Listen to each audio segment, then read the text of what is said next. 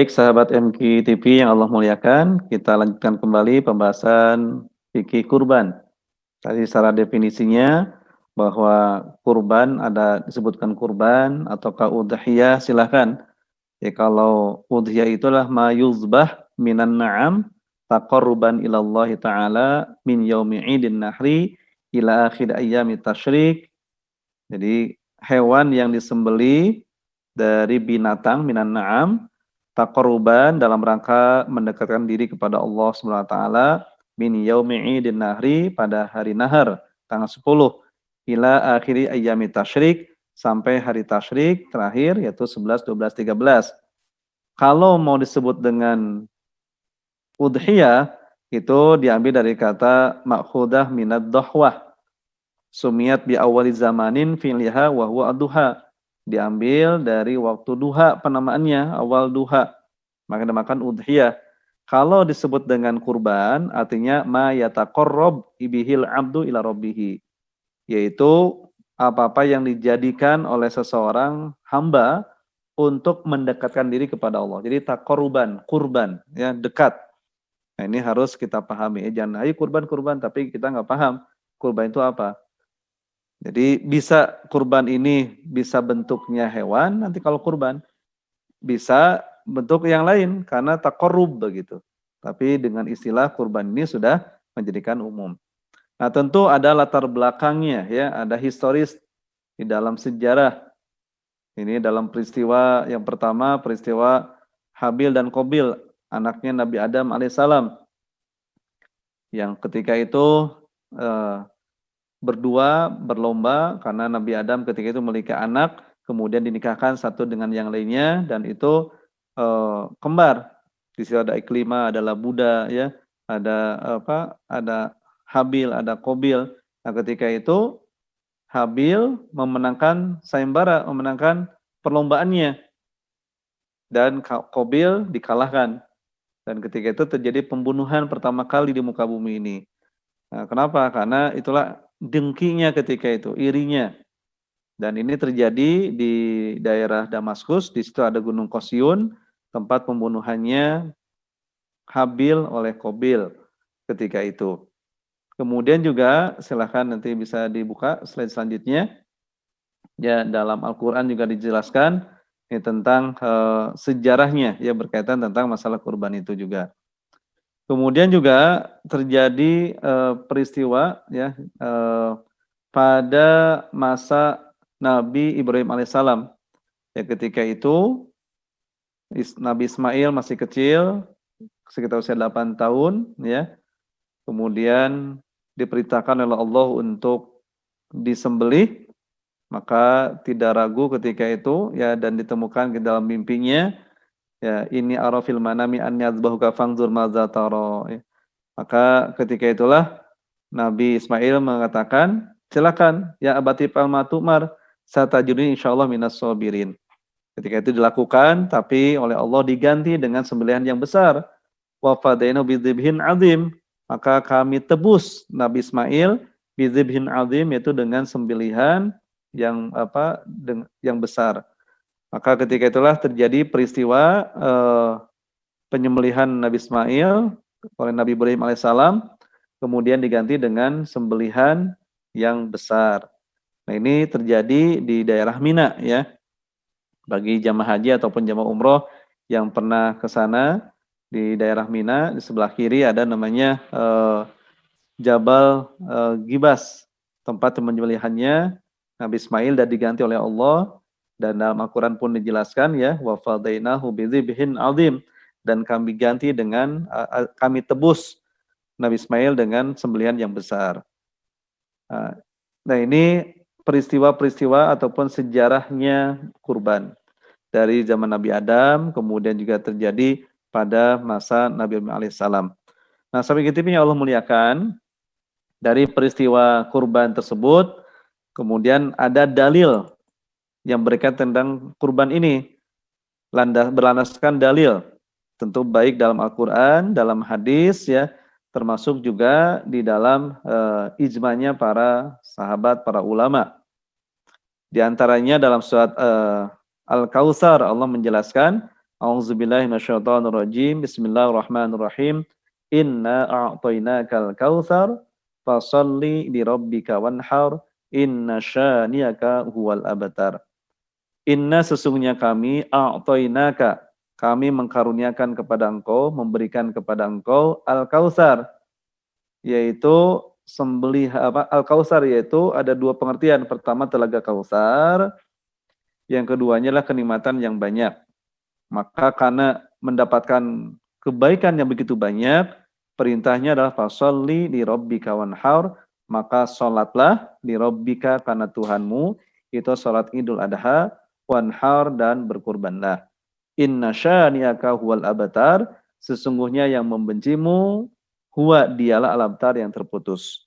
Tentu ini ada asbabun nuzulnya, yang mana ketika itu ya bahwasanya Nabi besar Muhammad SAW keturunannya terputus meninggal dunia. Ada Qasim, ya, kemudian ada Ibrahim. Maka terputus tuh keturunan Nabi besar Muhammad SAW dan diejek, dicemoohkan. Nah, maka turunlah inna syani'aka wal abtar, sesungguhnya yang membencimu dialah yang terputus. Terputus dari rahmat Allah, terputus dari keturunannya, yang mana keturunannya masuk Islam. Ini dalil tentang kurban. Kemudian juga ada hadis yang berkaitan dengan kurban juga, ya, dan ini tentu banyak ya hadis-hadisnya. Kalau Al-Quran tentu dalam surat yang lain, wal budna ja'alnaha lakum min sya'airillah. Ini juga merupakan dalil dari Al-Quran tentang syariat kurban. Jadi hewan wal budna dan juga hewan unta kami jadikan bagi kamu sekalian adalah min sya'illah, itu dari syiar-syiar Allah, artinya dari tanda agama Allah Subhanahu wa taala. Kemudian ada beberapa hadis yang menjelaskan berkaitan kurban itu. Di antaranya adalah hadis dari Sayyidah Aisyah, ma amila ibnu Adam yauman nahri amalan ahabba ilallah ta'ala min iraqatid dam innaha la ta'ati yaumal qiyamah biquruniha wa adlafiha wa ash'ariha wa inna dama la yaqa' min Allah azza wa jalla bimakanin qabla yaqa' 'alal ardi fatibu biha nafsan. Nah, hadis ini menjelaskan tentang kurban juga. Tidak ada amalan yang lebih baik bagi manusia pada hari nahar yang Allah sukai kecuali adalah menyembelih, artinya mengucurkan darah di situ. Innaha ta'ti yaumil qiyamah, sesungguhnya itu akan datang hari kiamat nanti, ya bikuruniha wa adlafiha, akan datang dengan tanduknya, wa adlafiha dan kukunya, wa syariha dan rambut-rambutnya. Wa innad dama la yaqa' min Allah azza wa jalla bimakanin qabla ayaqa' ala ardi. Sesungguhnya darah yang ketika disembelih ketika itu akan jatuh, dan artinya diterima Allah SWT sebelum jatuh ke muka bumi ini. Maka fatibu biha nafsan, maka perbaguslah, maka bersenang hatilah dengan hewan kurban tersebut. Nah, ini kita harus bersuka cita. Ya, kemudian juga ada dalam hadis Nabi besar Muhammad SAW bahwasanya pada masa Hudaybiyah ketika itu menyampaikan kami berkurban bersama Nabi besar Muhammad SAW di Hudaybiyah, yaitu 1 unta untuk 7 orang, 1 sapi untuk 7 orang. Hadis riwayat Muslim, Abu Dawud dan Tirmizi. Kemudian juga dalam hadis Zaid bin Arqam, ia berkata atau mereka berkata, wahai Rasulullah SAW, apakah kurban itu? Rasulullah SAW menjawab, kurban adalah sunnahnya bapak kalian, Nabi Ibrahim. Mereka menjawab, apa keutamaan yang kami akan peroleh dengan kurban itu? Maka Rasulullah SAW pun menjawab, setiap 1 helai rambutnya adalah 1 kebaikan. Mereka menjawab, kalau bulu-bulunya, Rasul pun menjawab, setiap 1 helai bulunya juga 1 kebaikan. Jadi banyak kebaikan-kebaikan yang kita akan dapatkan dari kurban tersebut. Nanti kita akan bahas nih dalam hikmah-hikmah kurban, ya. Kemudian ada hukum-hukum kurban itu sendiri. Nah, kemudian juga ada dalam hadis yang lain, ini hadis Anas qala Doha Rasulullah sallallahu alaihi wasallam bi kabsyaini amlahaini aqranaini. Doha berkurban Rasulullah sallallahu alaihi wasallam bi kabsyaini dengan domba yang besar, amlahaini yang warnanya putih, aqranaini dan yang bertanduk.